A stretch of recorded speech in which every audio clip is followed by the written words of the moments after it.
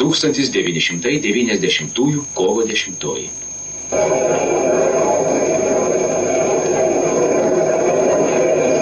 Paskutinis Sąjūdžio deputatų klubo diskusijos. Parengti dokumentai Lietuvos valstybės atkūrimui. Renkasi naujasis parlamentas.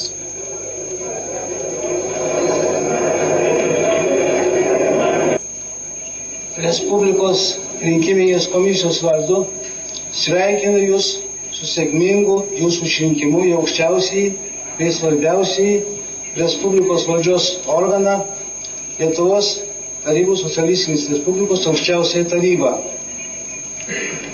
Kovo 11 aukščiausios tarybos pirmininko rinkimai. Taip, nepriklausomos Lietuvos atkūrimas pagrindinis ir neatidėliotinas uždavinys. Šitą pripažįsta visa Lietuva, drįstu teigti, šitą pripažįsta visos partijos, tame tarpe ir komunistų partija, kurios nariu aš esu ir išrinktas pirmuoju sekretoriumi. Tai pripažįsta ir Lietuvos persitvarkymo sąjūdis ir eiliniai mūsų žmonės. Slaptų balsavimu daugumą balsų aukščiausios tarybos pirmininkų tapo Vytautas Landsbergis. Telydi jūs sėkmė ir saugo Dievas.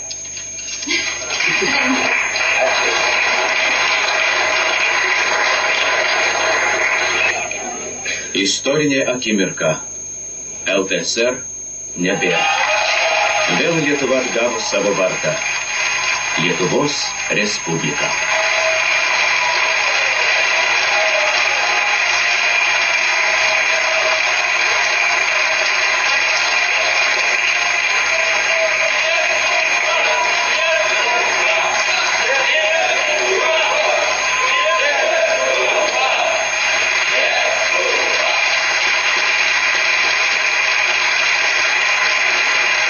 Laisvasis parlamente.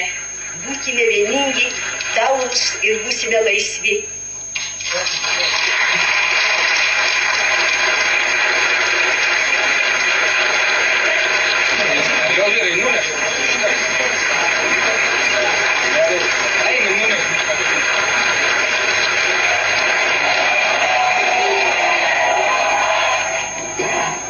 Lietuvos Respublikos aukščiausiosios tarybos aktas dėl Lietuvos nepriklausomos valstybės atstatymo.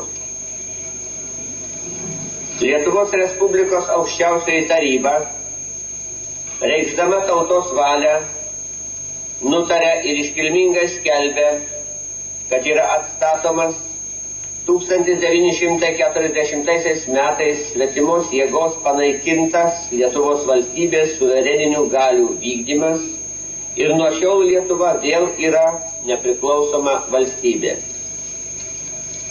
Lietuvos tarybos 1918 metų vasario 16 dienos nepriklausomybės aktas ir 1920 metų gegužės 15 dienos steigiamojo Seimo rezoliucija dėl atstatytos Lietuvos demokratinės valstybės niekada nebuvo nustoję teisinės galios ir yra Lietuvos valstybės konstitucinis pamatas.